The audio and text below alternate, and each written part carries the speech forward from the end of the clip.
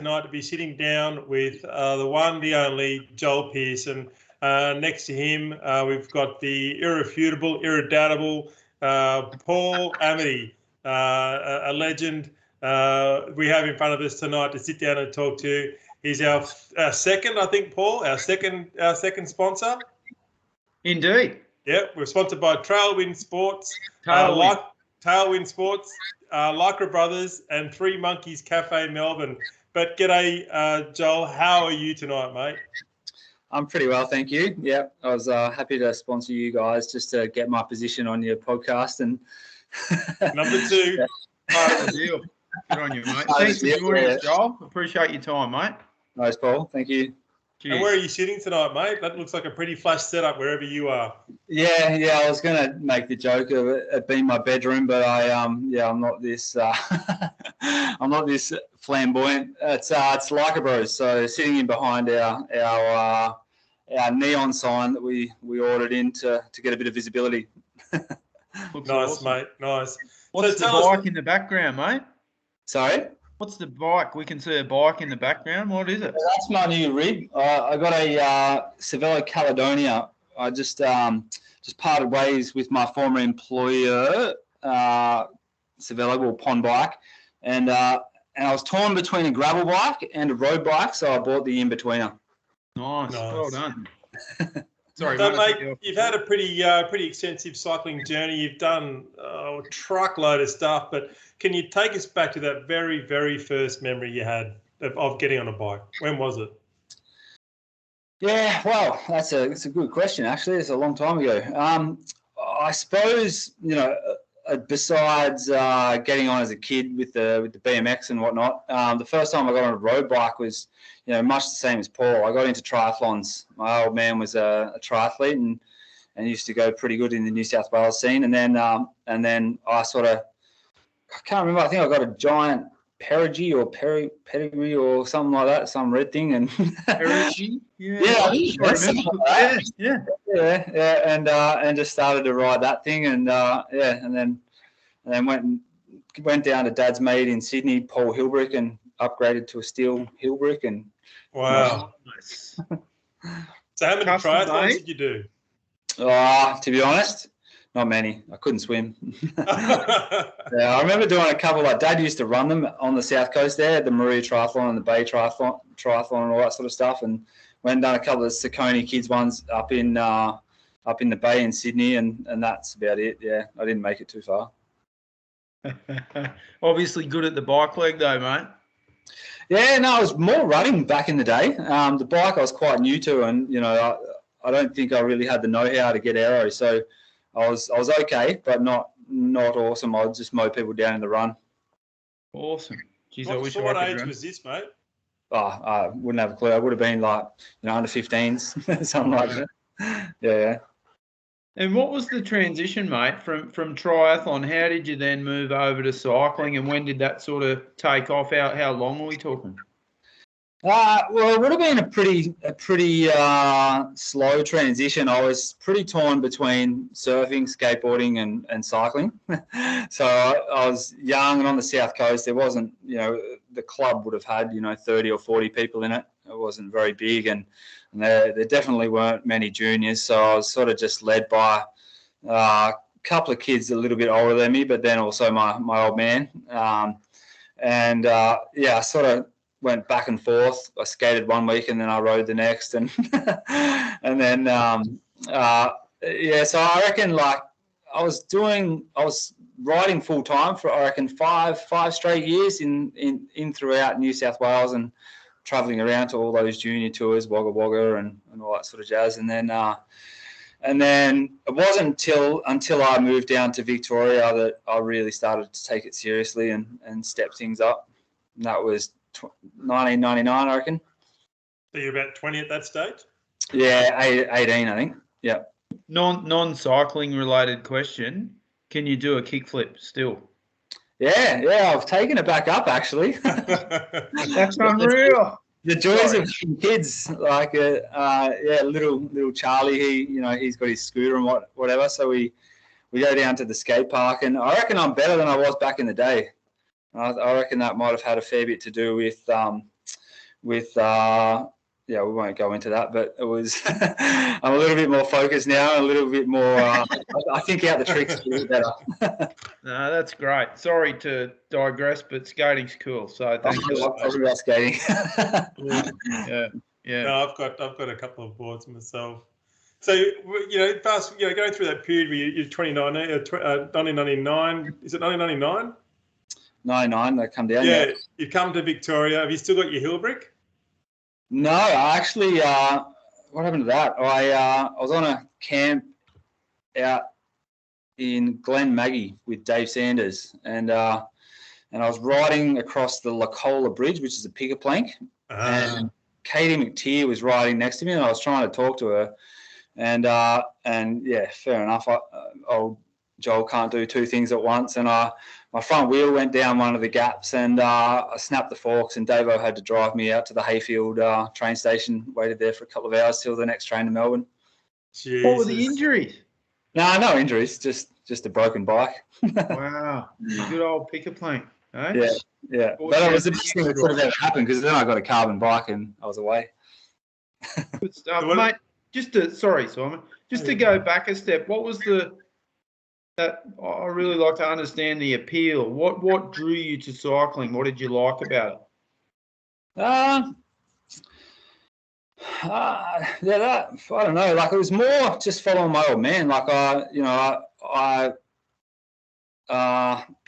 got introduced to the club, and there was a couple of good mentors there that sort of took me under their wing, and yeah, I don't know. I just sort of started to grow an attraction to cycling, watching the half an hour highlights of the tour in July, and then starting to aspire to a few of the guys that you race against in New South Wales. We're going up to Canberra quite a bit, and you see Matty Hayman and Rory Sutherland lapping around like there's no tomorrow, and you sort of start to think, this sport's actually not too bad. Like you might get a bit of a caning at school for having red hair and wearing lycra, but there's a better side to it. Was it the red hair or the lycra? It depends what day, really.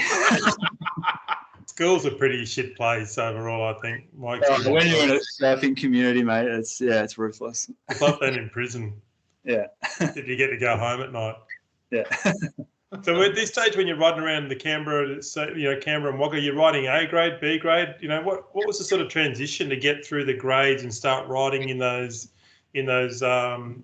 higher grades through cycling? Yeah, I think just in the juniors, 17s and 19s, I stepped straight into the big boys. Like, I was probably more annoying than anything, just dive bombing on corners and whatnot, because you don't really learn the racecraft in the Eurobadella. You're riding up and down the Princess Highway all the time. Yeah. And you don't get the privilege of jumping in those Heffron crit every week or a Canberra crit every week. So it's hard to know the etiquette, I suppose. But yeah, I don't know. I made a dick of myself and had a few results here and there, and then moved down to Victoria, and I was going half decent when we come down here. So when I come down here, so it was a bit easier. Were you ever sitting there going, "Oh, there's so and so, don't know if I can do them in today, or don't know if I can beat them today"? Or were you just straight away thinking, "Yeah, I'll give it a crack"? Oh no, I was massively not confident. No, I don't know. You always thought that you're at a disadvantage to the kids in the city, and but like, you sort of prove yourself wrong a few times and notch up a few results, and then once you start to win a couple, then I suppose it's no turning around, is it? You got your eyes on the prize, and that just becomes your memory and your motivation, and you sort of work out what sort of a bike rider you are and go from there. What was your first big win, mate? First big win. In terms of big, like I don't know. My big is not the big of a Matt Hayman or a bloody Mark Mitchell or something like that. Yeah. My big is what would I say? I don't know really. When I came down to Victoria, I didn't really get any big wins, I suppose. I run a heap of places, but then I think the big wins for me were getting selection in the Sun Tour and that sort of stuff. Yeah, wow. So we used to race the old Tour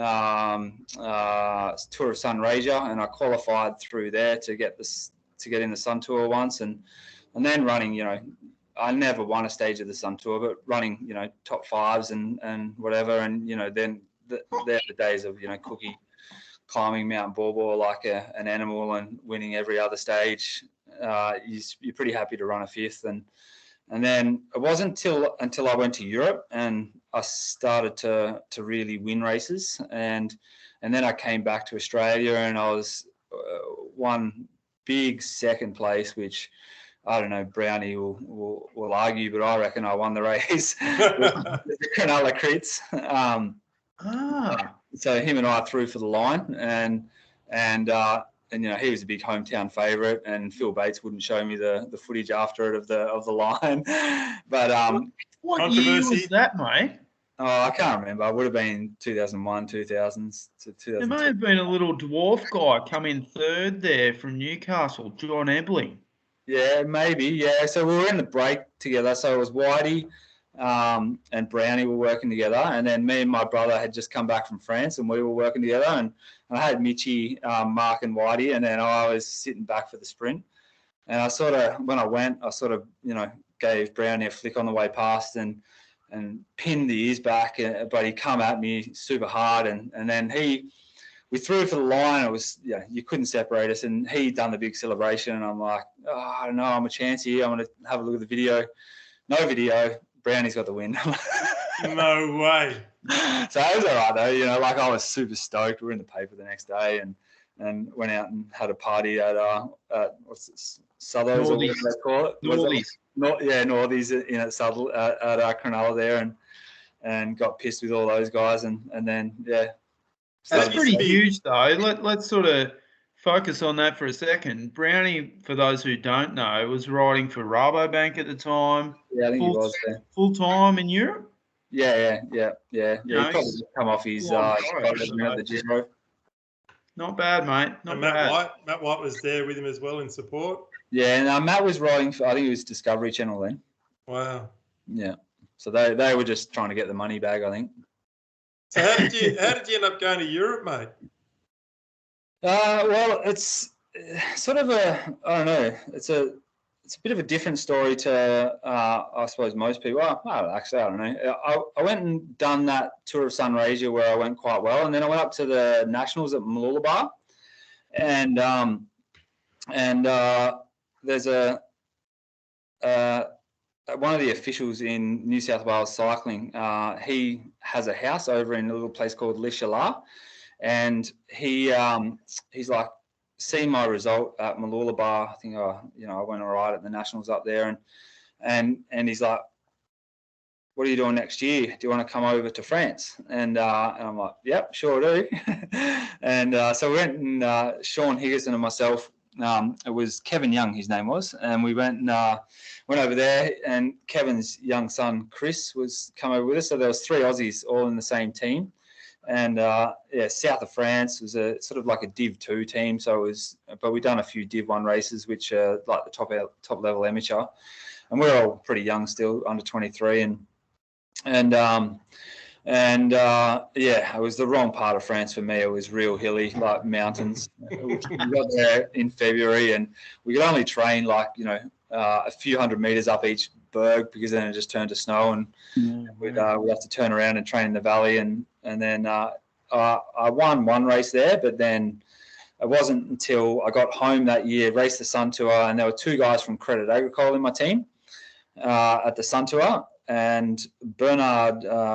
What's his name?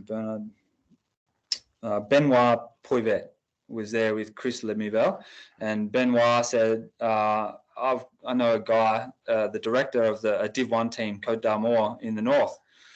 I'll give him a call. Gave him a call while we're at the Sun Tour, and I had my ride for the next year and went up, and that's when I started winning races. No way. In Britain. Did you, I mean, I love these interviews because you just so casually say that you were racing in Europe, and for most mere mortals to even go there as a tourist is mind blowing. Did you pinch yourself when you got there, when you pinned on the first number in France? Did it really dawn on you? Were you too young to really understand what you were doing, or was it like, wow, I've made it?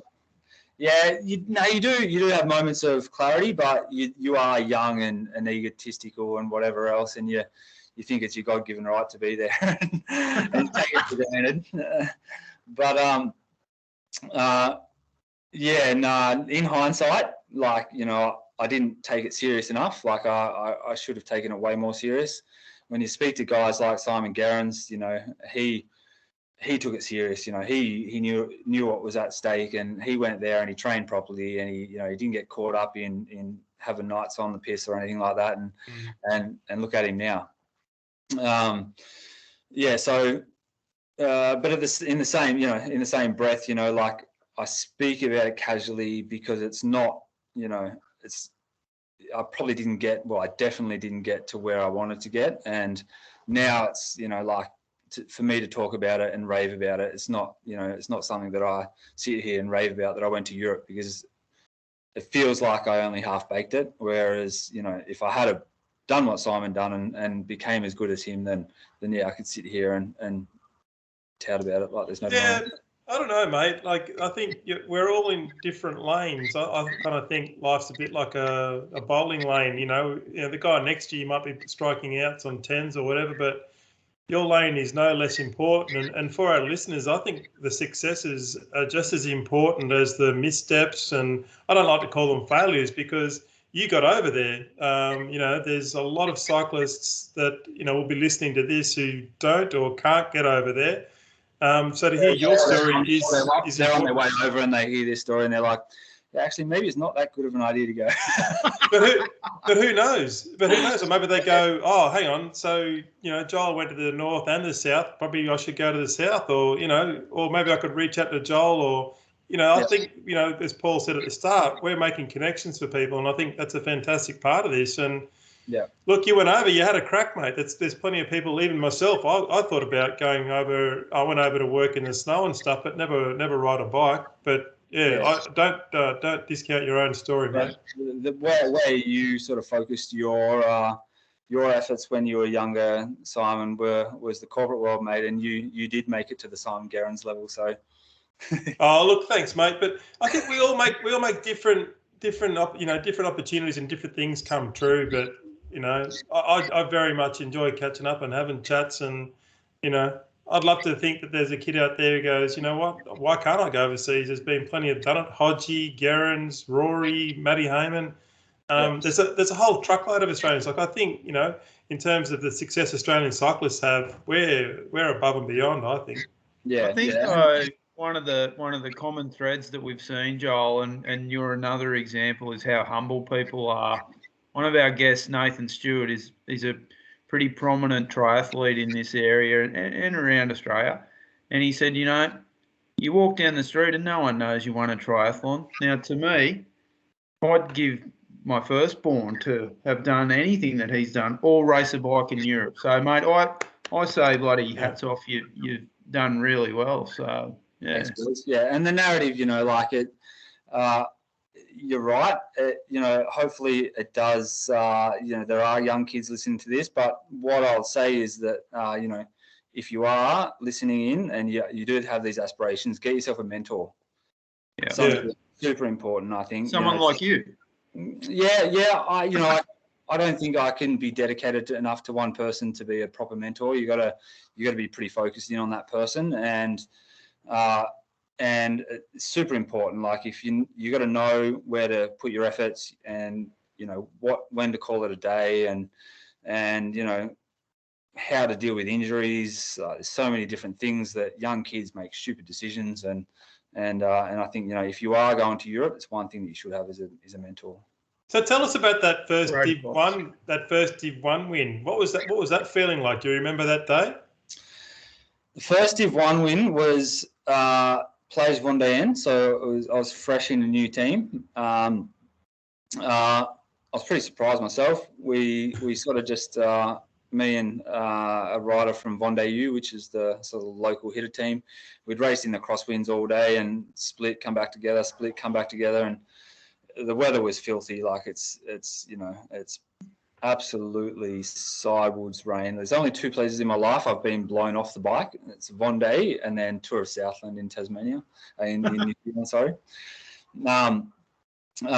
And it all came back together with like 10K to go, and me and one of the Vendée riders just skipped down the side of the bunch and skipped off the front and won. So it felt a little bit, not as though it was the most deserving win of the day.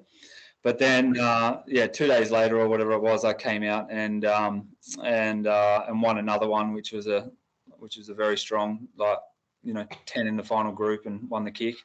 Wow! So who came second that day? To be honest, I don't know. I'm not a big stats person, but when you look back at some of these results, you see some of the guys, and especially if they race for Vendée, most of them turned professional and went on and had really good careers. And so any big names that you were in that level who've then gone on to much bigger and better things that we may have heard of, mate? Or heaps of my competitors, obviously. Like there was a good race one day the last year that I was there. I raced, I think it was finished in Valencia, Spain, so just over the border. We raced down into Spain and I threw for the line with Arnaud Demar, and he's since become, quite a bike rider. So that was a good photo to have. But then a few of my teammates, like Michael Charel, he's racing for AG2R at the moment. So him and I raced in the same team for 3 or 4 years. Cyril Gauthier, he's still there. Who else? Fabrice Genders, Boz. A heap of my teammates turned pro. Yeah, wow. How long were you in France for all up? 7 years, I think. What? Yeah. So you gave it a fair crack then. Yeah. I probably might have gone longer, but I had a really bad car accident when I was over there as well. That sort of stopped me, and then I went back for one last tour and one last year, and it was probably a mistake to go back. I didn't treat it seriously enough, but I felt that I had unfinished business. So you were getting paid by the team. They were re-signing you each year. They were.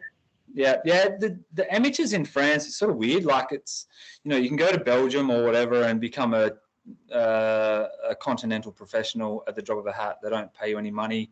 You get the big races, but usually you get smoked unless you're super, super talented.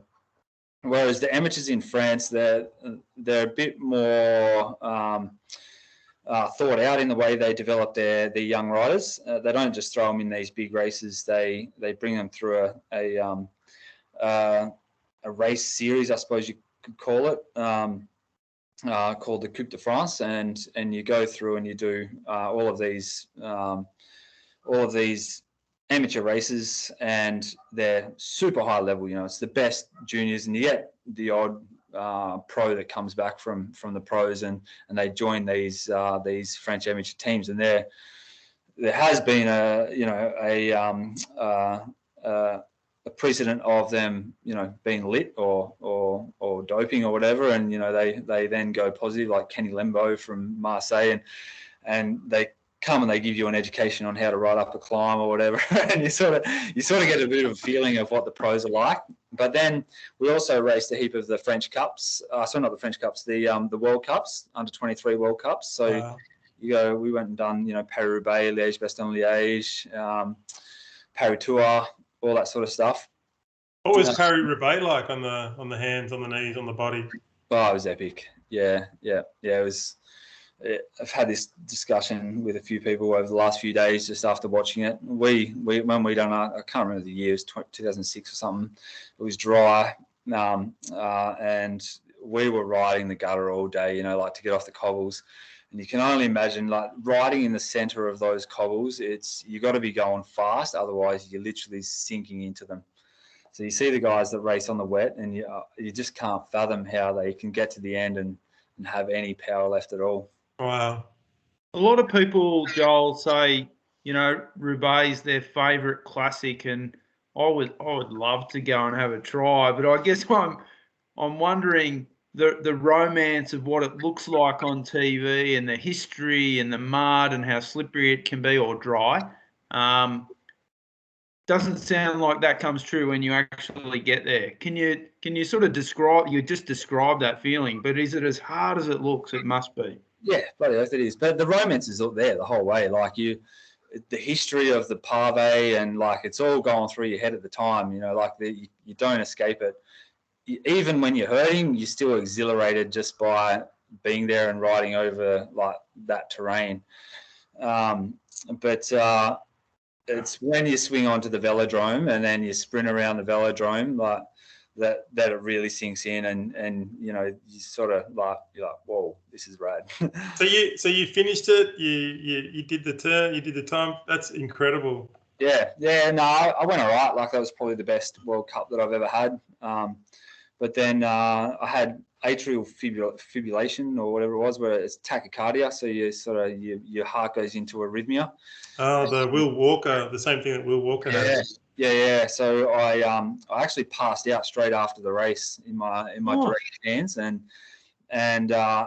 they pulled me out of all French racing until I went and seen a specialist, and went and seen this specialist in Nantes that happened to be the guru of this issue, and he fixed me straight away. He'd done an ablation and burned a bit of my heart out, and I was good forever.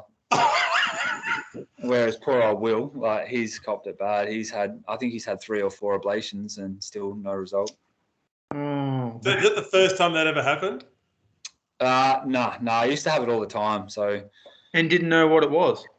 No, I knew what it was, but I couldn't fix it. Like the cardiac specialists kept putting, you know, monitors on me, but you could never catch it. So too hard to work out exactly what was going on until I went and seen this guy in Nantes, and he's like, yeah, I know what that is. Come and lay on my table, and he put a catheter through my groin into my heart and pumped me full of adrenaline. Like I'm sitting there awake, my heart's doing 200 beats per minute, and he's on the descent of the heart rate. That's when it starts to trigger the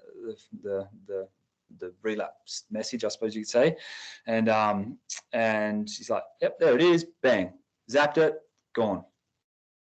Fuck. No, what? And never came back. Never came back. No. Oh wow, that's amazing. That's a fun. Yeah. That's a great story. Bloody good to hear, mate. So sorry, you go. No, you go, mate. I was going to say you've brought it up, and I was going to ask. Obviously, the race was on Sunday and Saturday for the ladies as well, which was an awesome race as well. What was your take on the race? The conditions, you know, that's what we like to see. I can't imagine how bad it must be for the riders. Yeah, I know. I had a perfect run. Our team had a connection with Française du Jour at the time, and we used their wheels, so their race wheels, which are 25 mil tubulars. So we're running tubulars in the race at a real low pressure, and I didn't have a puncture or an issue all day. And I don't know. I didn't really ride the center of the cobbles unless I had to. So we're riding the gutters, and the main issue, apart from the vibrations, which your arms are hurting for 2 weeks afterwards, the main issue is when you're on the cobbles, you have no regard for anyone else. And there was a fair few instances the other day, mainly in the Arrhythmia, I think, when Luke Rowe, you know, he switched up into the middle of the cobbles and took out that Trek rider.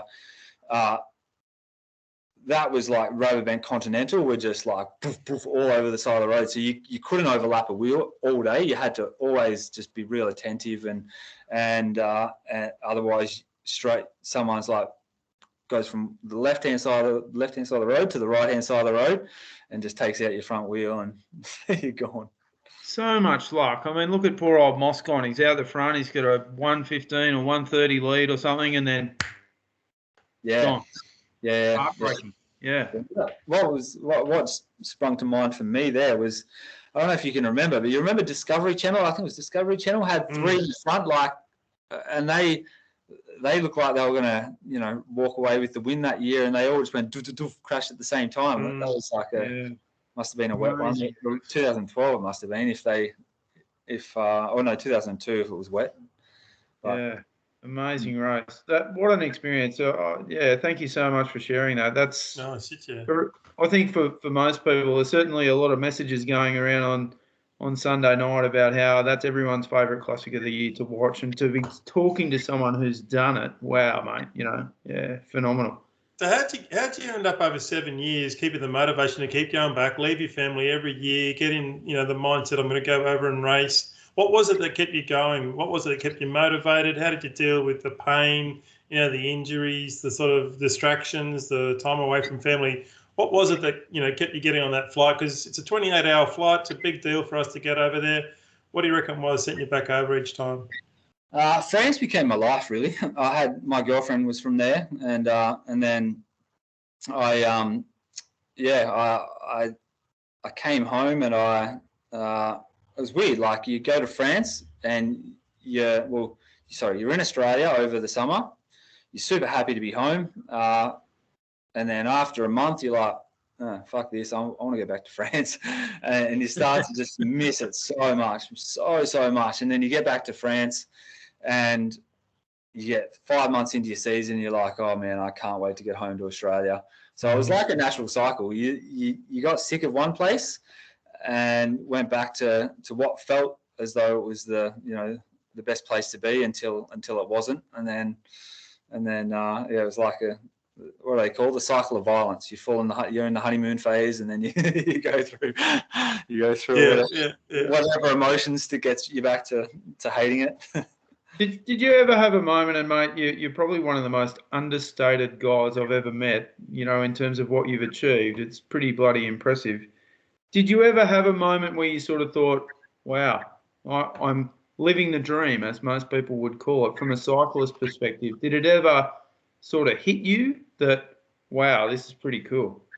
No, not really. No. I always aspired to go bigger, and if I had to sign that contract, then I would have maybe had that epiphany.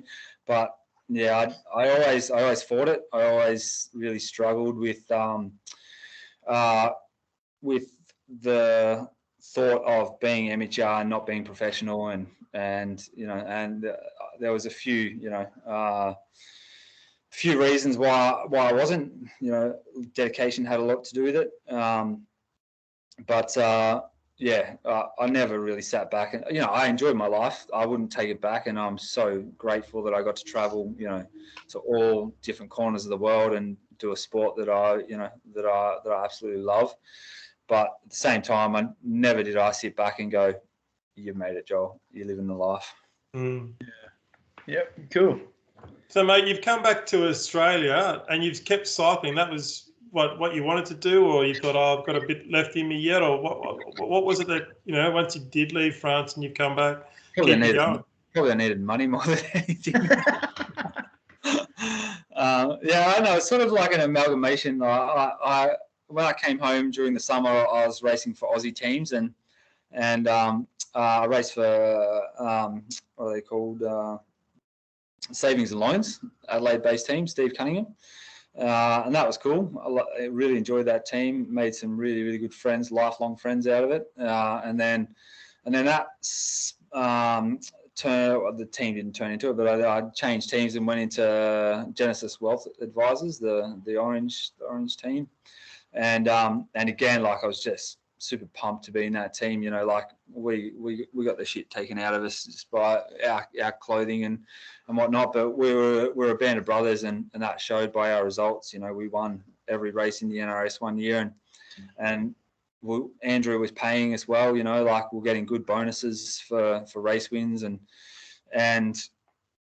really we were getting too much money for what we were doing. We're just riding our bike for 5 hours a day and then being public nuisances for the rest of the time. So it was fun, but I kept that going for a while until I suppose I had that rude awakening where you're like, Joel, you're getting on a bit now, and you need to get a real job and buy a house and that sort of jazz. And finally made the call to hang it up. It's probably an interesting aspect we've seen with a couple of people, mate. We probably usually run out of time to delve into it. I think we've still got some time, so I want to ask, is the transition away from being a professional athlete or full-time athlete without putting a label on it, and going back to normal life, and how you found that? Was it a struggle? Yeah. Yeah, it was, mate. Yeah. Yep. Yeah, massively. Yeah, for me, I don't know. Everyone's got their version of what happened to Joel, but I had a lot of issues transitioning across. You might put it down to my car accident. Like Tara, my ex, said, I suffered from an acquired brain injury and whatnot. I don't know. You can't self-diagnose yourself like that. But I struggled. Yeah. I had good jobs, but I always seek that rush. That rush of winning, and I don't need to go too far into that. I think it's self-explanatory. I searched for it in every place that I could, and a lot of those places weren't great for me and weren't great for the people around me. So, I did. I struggled, and that's where mentors, I suppose, would have come in, being handy. My dad's awesome, and my mum's awesome, and my family are great. But at the same time, you rebel against your parents, don't you? So, it's yeah. I think it's a really important aspect, though, and we don't often hear about it. We always hear about the results and the glamour, the good side. We might hear a bit about the tough training and all that sort of stuff, but it's more so we lose track of people. And I'm really interested to understand that and how it works. So thank you for being so open about it. Can I be so rude as to ask one quick question, Simon? That I've had someone contact me through the week and say they really want to understand, for all of our guests or for a few of our guests, can you give us a typical training week for the mere mortals that are out there doing their 200 or 300 Ks a week? Can you give us a rundown of what a typical week would have been for you, at your peak, I suppose? Yeah, well, I suppose the dedication line comes into it here. The only time that I was really training super, super hard was when I lived with Dave Sanders down here in Melbourne. I can tell you one of those typical weeks, which just pretty much revolves around motor pacing to Sorrento or riding to Mount Donaghue to do a couple of reps and riding home. But I don't know. When I was going my best, I wasn't doing those big bulk Ks. I was more. I had a French coach, Jean-Luc Hemenet, and he wasn't all about volume, which probably was a little bit to my detriment. So I think my body, responded well to volume, but it was more about effort. So I just actually Brett Aiken was one of my best coaches as well. He coached me for a while, and when I was just doing high velocity, high power efforts, a lot of them, and not a heap of volume, I was flying. But I don't know. I didn't really get my best results then. I suppose it's hard to say you're flying when you don't get your best results. But that's when you feel like you're putting out your best power. It wasn't until Jean-Luc Hemenet really drilled into me the importance of recovery and motor pacing, and then strength endurance that I really started to get results in the bigger races. And just having that energy at the finish was imperative. What sort of speed were we doing in the motor pacing? Sorry, Simon, I'll shut up. Right, mate. I've never really, I'm not a stats person. I've never really looked at power or anything like that. I just grit my teeth and go. But you're sitting on 50k an hour all the way down, or more, 55 all the way down to Sorrento and back. Do you think people get carried away too much now with every time they fart, they've got a measure for it? No, I reckon it's really good.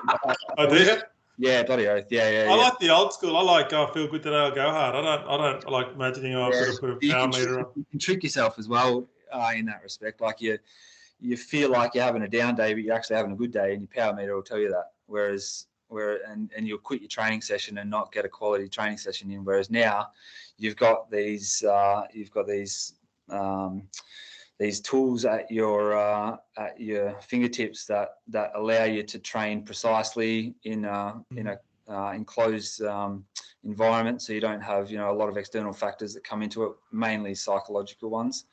But I'm all for technology and training. Good. So we can't leave tonight without having a discussion about your 2 Melbourne to Warrnambool victories, mate. I mean, one alone, it's Australia's oldest race and the second oldest race in the world. I think it's behind Paris-Roubaix. Is that right? Yeah, I don't know. I thought that it was Milan-San Remo. I thought Milan-San Remo maybe, and then the Warrnambool. I can't remember. Well, let's go with Milan-San Remo. You've won it.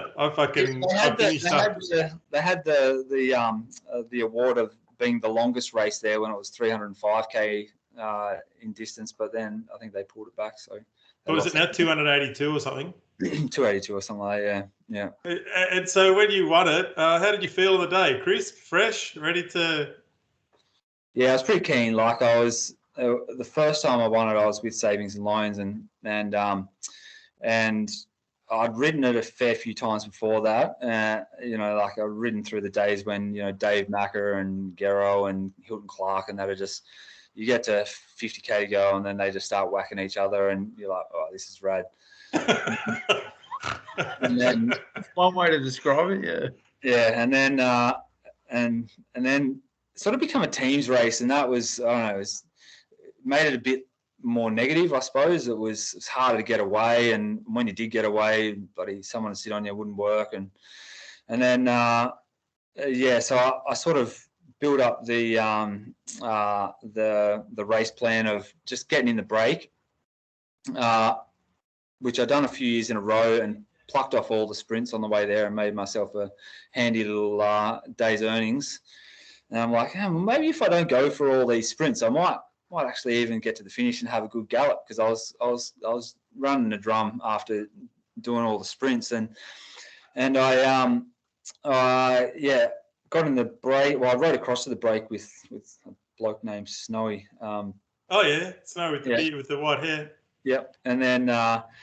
So I rode across the break with him, and my teammate was already there, Will Dickinson, and we just chopped off super hard all day. I think we put 15 minutes into the bunch.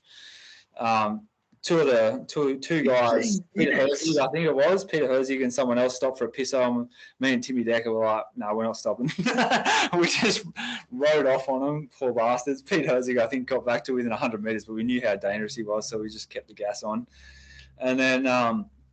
I think we arrived 5 minutes or something before the Pello with all the Fly V guys and that chasing, but we had a good one, and then I had a good gallop and won it, and then it was like, it was the same as that Vendée Plage Vendée end race. You think, yeah, it was a good race, but you probably weren't the strongest on the day, let's be honest. And then when I came out and won it 2 years later, it was a solo victory, and the race got decimated because of that weather, and I was pretty stoked with that one. Yeah, just for the listener, that day, it was in 2011, your humble host was there. I got dropped 15 kilometres into the race. I think over 75% of the peloton did not laugh, mate. It's a cracker. 75% of the peloton did not finish that day. It was 8 degrees. It was like horizontal sleet.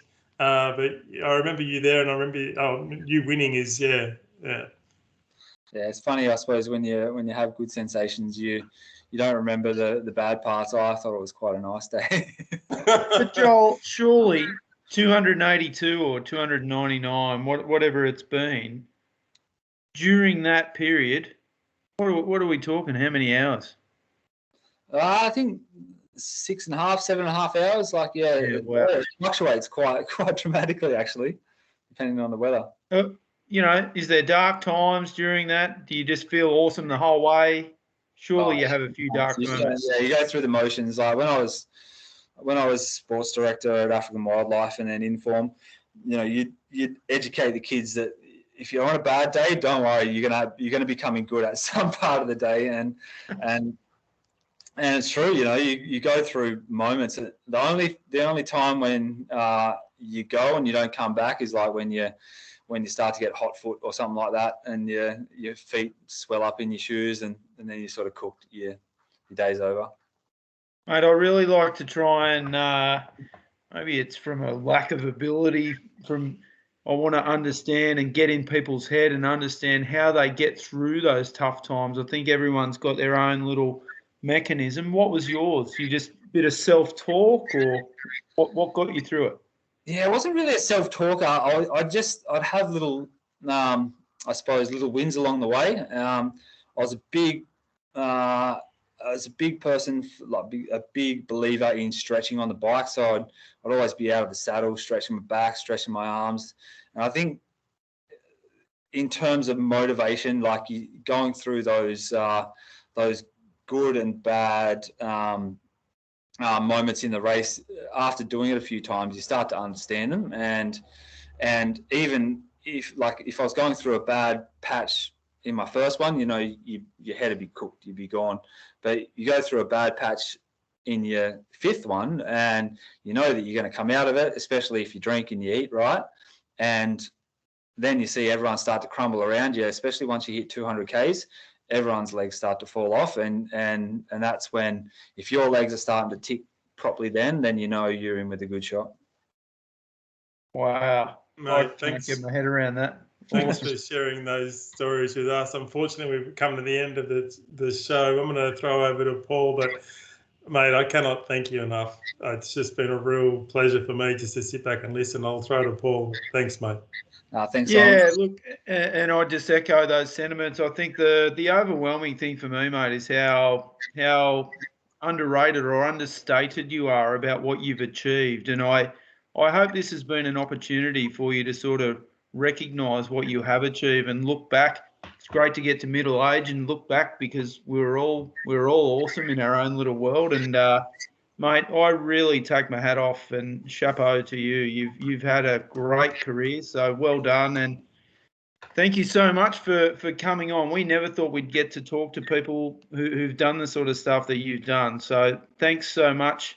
Did you want to give your business a little plug, mate, where you're at, what your main markets are? Yeah, why not? So Leica Bros, it's we've had Leica Bros going for 2 years now. It's spawned from a custom gig that I've had going for 10 years now. I've always sold Sportful in Australia as a custom option, and I've done that alongside my bike riding, actually, as a bit of petty cash. And then we launched Leica Bros 2 years ago, and we have a retail store in Ormond, Victoria, and onwards and upwards. And mate, we'll put your link in. We put it already up a couple of times on the Hurt Box Podcast Facebook page. We'll put it up on the YouTube link as well. But a big shout out for being our second sponsor, and thanks also to our other sponsors as well. And just on that, Joel, we'll send you, the guys from Tailwind are happy to send out a bit of a small gift to all our guests for their time and coming on the show. So thanks to those guys as well. I hope you enjoy that as well, mate. So awesome. Yeah, thanks again. Mind blowing, mate. Let's get together for a beer, boys. Sounds good to me. Awesome. Thanks, fellas. Thanks, guys.